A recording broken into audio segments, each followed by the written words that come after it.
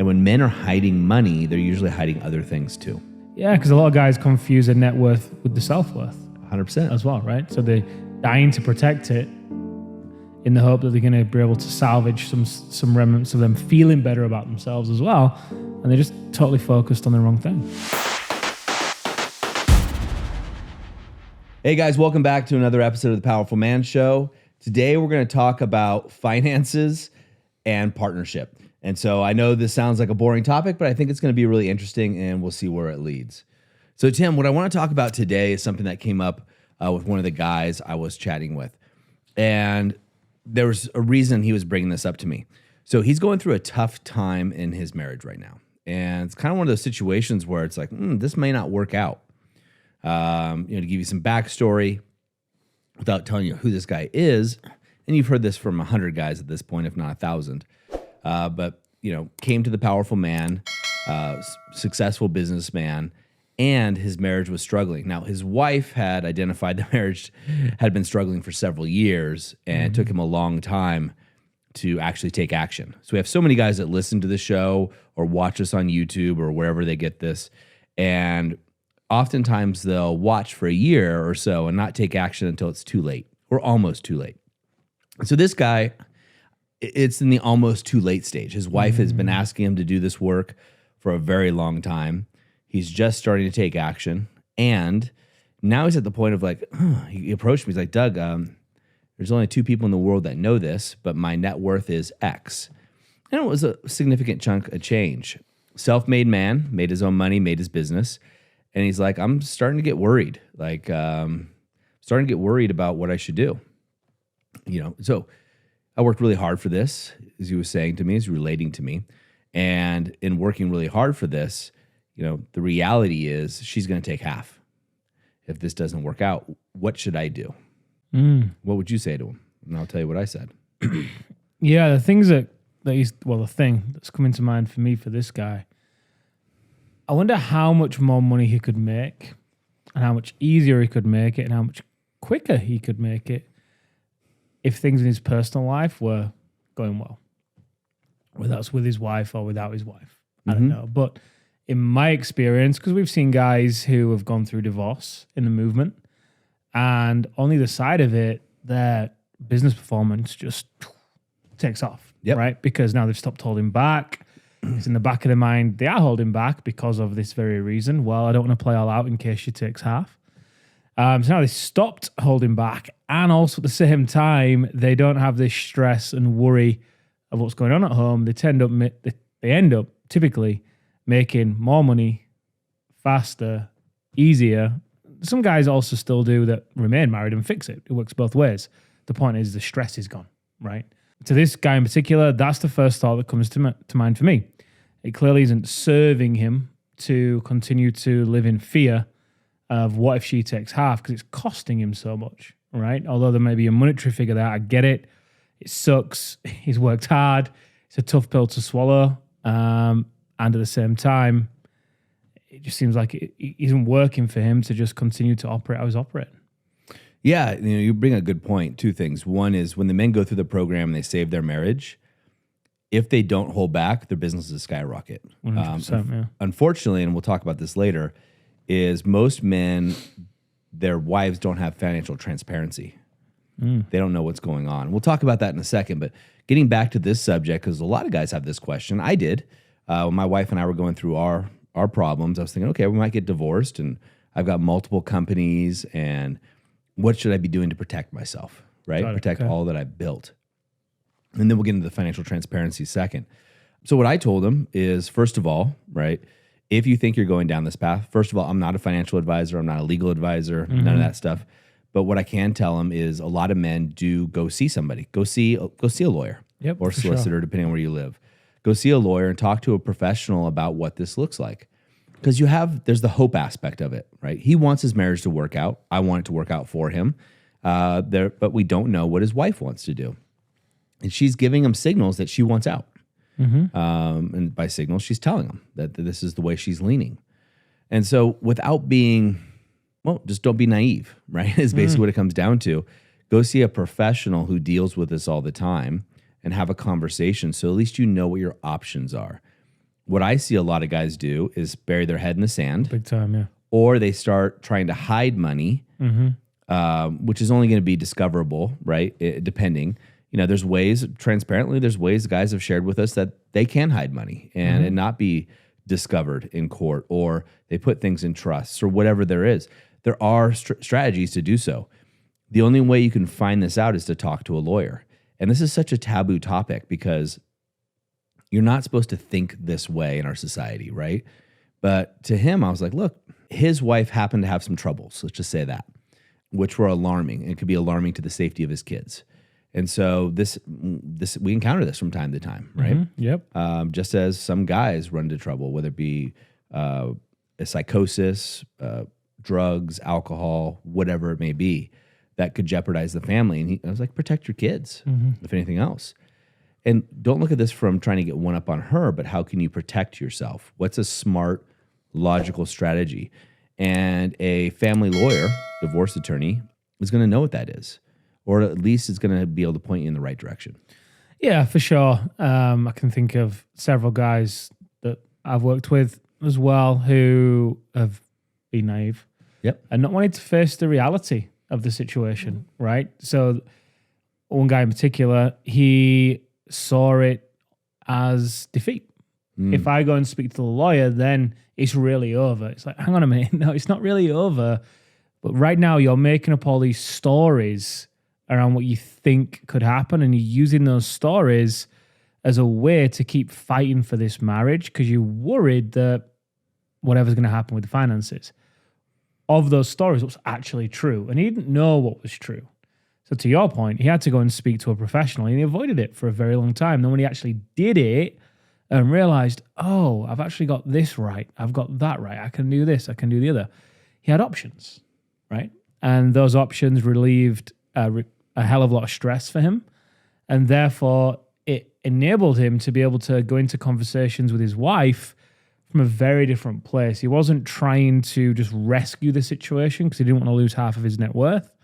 Instead, he was aware of what could happen, and it lessened the neediness, essentially.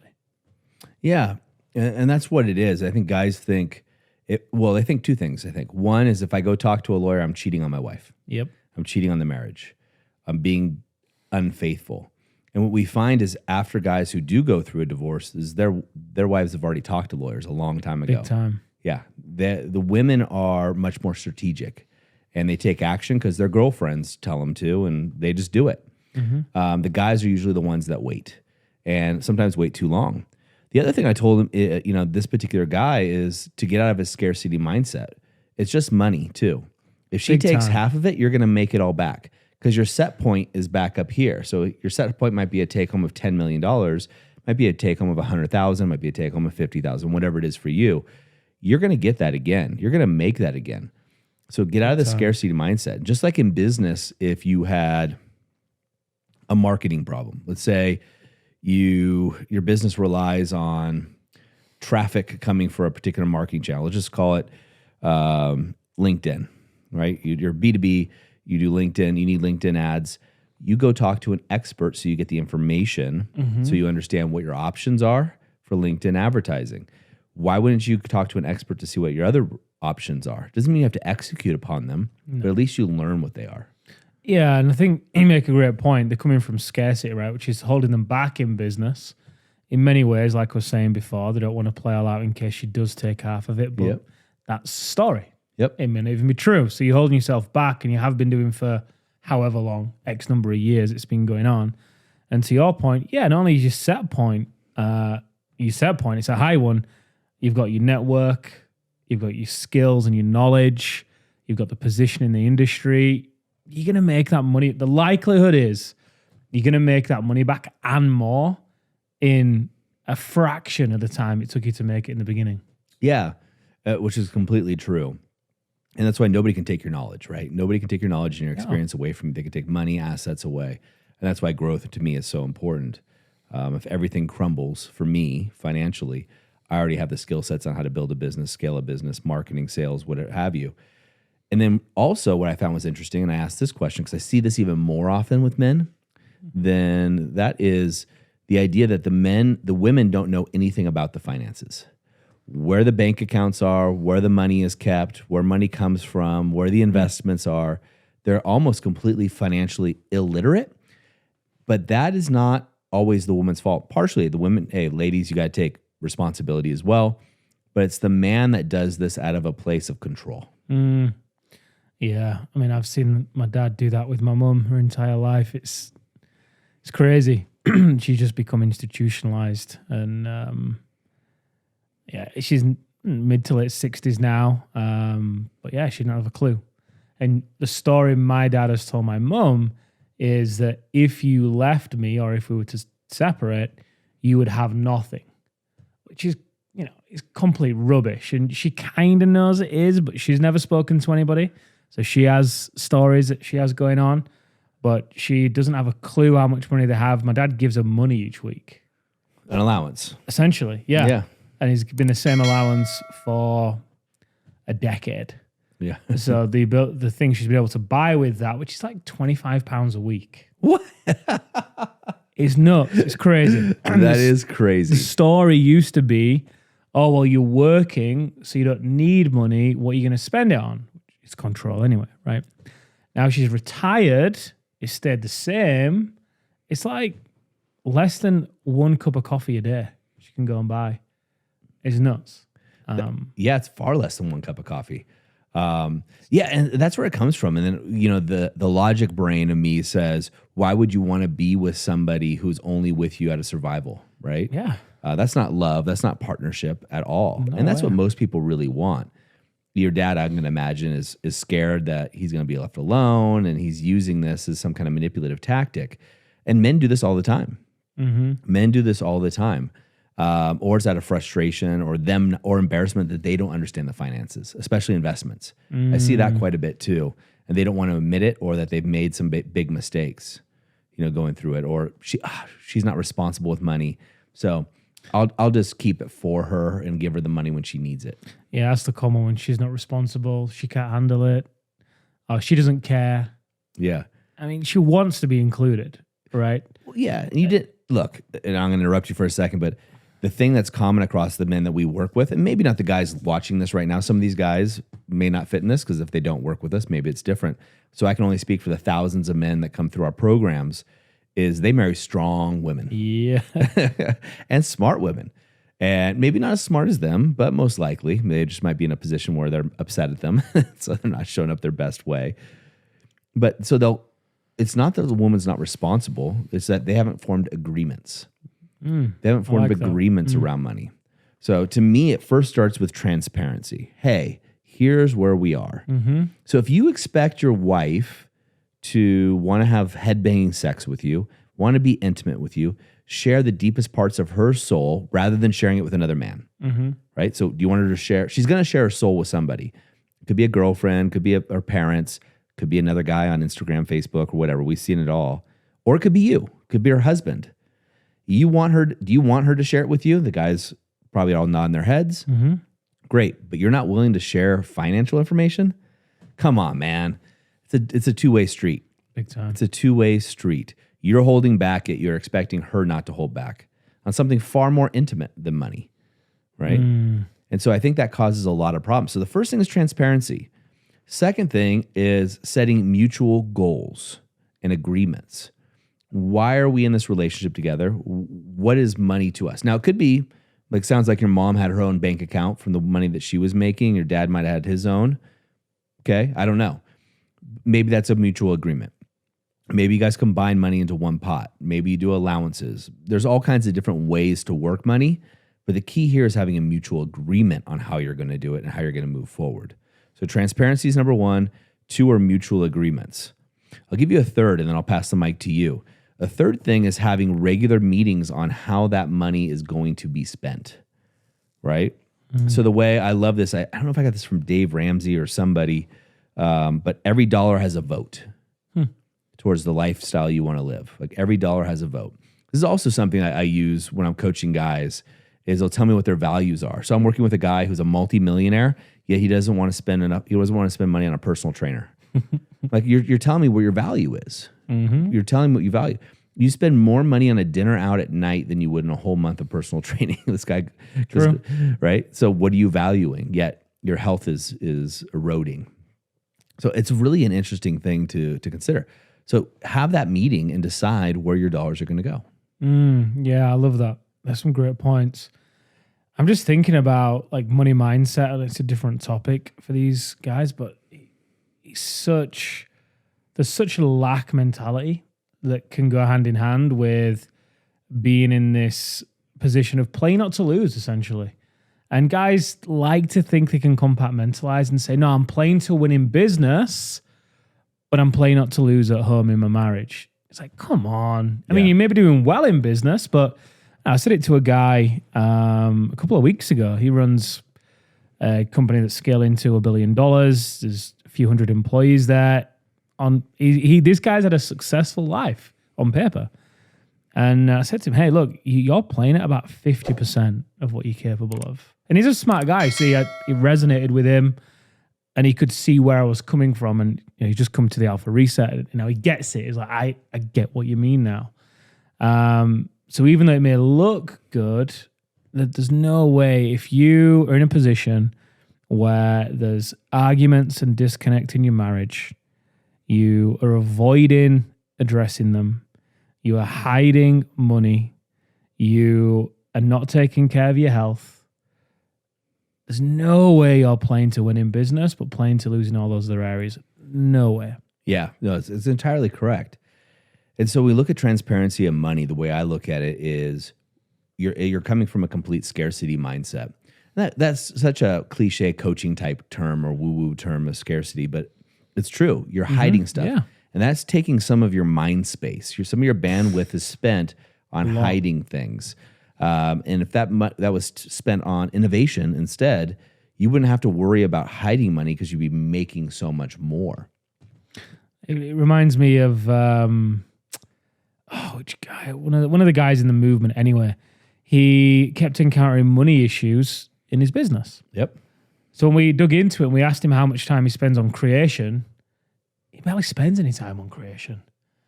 So it's like creation is the complete opposite and solution to scarcity, right? Because you're so focused on what you're creating and moving forward, and you've got that energy of knowing and the certainty and so on. But he was so focused on holding on to what he had.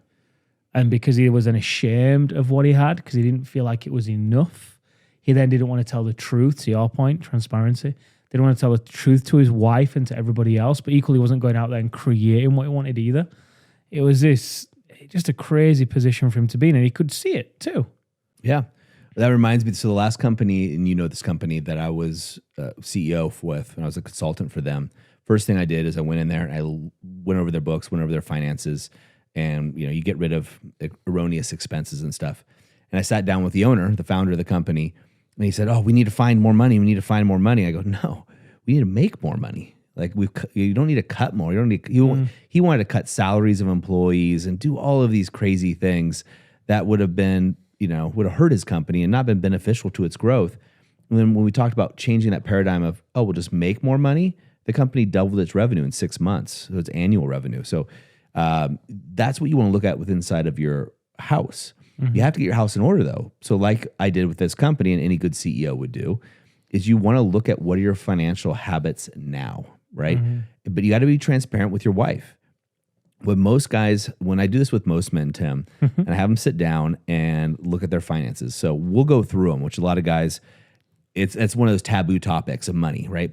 But a lot of guys will sit down there and go through their finances with them. And it's not because they're dumb, it's just they haven't done it. Mm-hmm. And we'll look at it, and what they find is, and they'll complain, my wife spends all the money, she's doing this, she's buying this, she's buying that. And then we sit down with them and we go, okay, let's just go through your finances so we can set a plan and yada, yada, yada. We've done master courses. In fact, in Morocco, our whole thing, we flew everybody to Morocco. We had a compound in Morocco, which was amazing, in Marrakesh. And we went over money mindset for 3 days. Absolutely phenomenal event. But one of the things that we find out through that, because we had the guys do this there, is they're the ones that are spending the money. Yep. And the reason they're looking at their wife and pointing the finger at her is because really it's reflecting back on them. Yep. Big time. So you want to get transparent. You want to set that meeting so you have joint goals, and you're going to have disagreements, and that's okay. Go back to the previous podcast about difficult conversations. Make it chill, make it relax when you have this conversation. Come up with your agreements and hold those boundaries. If you need to put them on the refrigerator or wherever else, do it, because you can revisit those. We've done podcasts about that when your boundaries are crossed, what to do. You guys can look it up. And then once you have that, you got to start having normal meetings. Yep. They're going to think of them like an L10 or a board meeting or whatever else you want to think of it as in business, but don't make it business-like. I made that mistake. Showing up with Excel spreadsheets and everything. And my wife was they never worked out. No. Now when I make it lighthearted, sometimes a glass of wine or something, my wife's more into it, and I make it fun. I'm like, okay, we have this chunk of change, so to speak. What do you want to do with it? What can we do with it? And a lot of times my wife is like, oh, I'm not sure. I'm like, oh, well, and I always have a plan. I'm like, well, here's where I think it should go. And I have a case for it and what have you. And I've studied finance and investing a lot more than my wife has. But she trusts my knowledge, but I need to be grounded for her to trust me. Yeah, big time. And what you'll find is you are transparent around money. That will open you up to be more transparent about other things. Yep. And it just paves the way for a much better connection, way more intimacy. Way more. Yeah, without a doubt. There's a lot of people, and I'm one of them, that believe that intimacy and money are closely tied together. And if your intimacy is lacking in your marriage, I'm curious how transparent you're being with your finances. They tend to go hand in hand. I don't know why, but I see it time and time again, and I've heard other people who run organizations similar to ours also talk about them saying it. So it's really interesting to see those two things correlate. And when men are hiding money, they're usually hiding other things too. Big time. It's usually not just the money. Yeah, because a lot of guys confuse their net worth with the self-worth. 100%. As well, right? So they're dying to protect it in the hope that they're going to be able to salvage some remnants of them feeling better about themselves as well. And they're just totally focused on the wrong thing. Yeah, it's absolutely crazy. And I was talking to another guy who his net worth is over 40 million. Let's just say that. And he was talking about, hey, he's like, I'm starting to have some dark thoughts, some suicidal thoughts. And I was talking to him about it, but yet he's not willing to spend any of his net worth on doing the things he knows would better himself and his health and his mental health and his life. He'd rather die, kill him. Theoretically, he's told me, he's like, Doug, I'm not going to do it. Just first time I've ever had these dark thoughts. And what is occurring for me during this conversation, first is to make sure he's okay. Second, though, is wow, like how your mindset is so attached to this number that you would actually rather kill yourself, lose the money, right? Because you don't take it with you. Yep. Than spend the money and be alive. Yeah, it's this mask, right? It's just nuts. I'd rather have this thing up here that looks really good and makes me appear to be someone I'm not, essentially, than risk having that thing even be jeopardized and keep myself actually down here. Yeah. Because that's what people see of me. Yep. Absolutely crazy and ludicrous. So what are a couple of takeaways guys can do if they're finding themselves in this position where they haven't been transparent about finances, or for some reason it's not talked about around the house? If it's not talked about around the house, I think you get to introduce the conversation. You get to begin the conversation in a very light-hearted way. Many ways you could do that. One, for instance, that you were saying is talk about your goals, right? Hey, where do we want to be over the next 12 to 24 months? What experiences do we want to have? What does that mean for how much money we need in each pot, for example? How long do we want to work? When do we want to retire? Whatever it may be, you could start the conversation broader and bring it in a little bit, but just start the conversation in a very light and fun way, talking about goals and aspirations and such. And that could then pave the way for bringing that down to how much money, like I said, is required in what pot for what it may be. And then that can pave the way for having more regular meetings, discussions about the progress of those things. Yeah. I think one other thing I'd add when talking about the goals and the desires is to ask one another why it's important to you, right? Because when you guys overspend, which you will, when the budget goes a little bit array, which it will, it's inevitable. If you can bring it back to why those things are important to you guys as well, what they provide you both with, individually and collectively, you don't always make it about you don't make it about the money. You make it about you guys as a couple and as individuals. And the money is just a vehicle at the end of the day to help you guys achieve and experience certain things. And the less you can get into you versus her or that kind of fight, the easier it's going to be. There's no doubt about it. So guys, when you take away from this, what you want to be doing is looking at where this transparency or lack of transparency shows up within you. And if you're not being transparent with money, or you're hiding money to control, to your point, Tim, like your father, then what's it really worth? What's it really worth, that relationship you're doing? This is a chance for you to let go of control and actually see where the chips actually really fall in doing so. If you're in a situation where divorce is imminent, talk to a professional. But otherwise, for the rest of you guys, what I would suggest you do is actually have transparent conversations around finances, set your goals, and actually move forward. Get out of scarcity and into abundance. As we say in the moment of insight, take massive action. We'll see you next time on the Powerful Man Show. All right, guys, that's a wrap for this episode. But as I always say, in the moment of insight, take massive action. You see, there are two types of men that listen to a podcast like this. Those that go on from one podcast or show to another, just hoping things are going to change and realizing that they're going to be in the same place month after month, year after year. You see, I was this guy, so I completely get it. You may just not be ready. But there's also a second man that listens to a show just like this. And this is a guy who takes massive action so they can shorten the learning curve, compress time, and get results to be the wolf. See, wolf is an acronym for wise, open, loving, and fierce. Now, ask yourself, which one am I?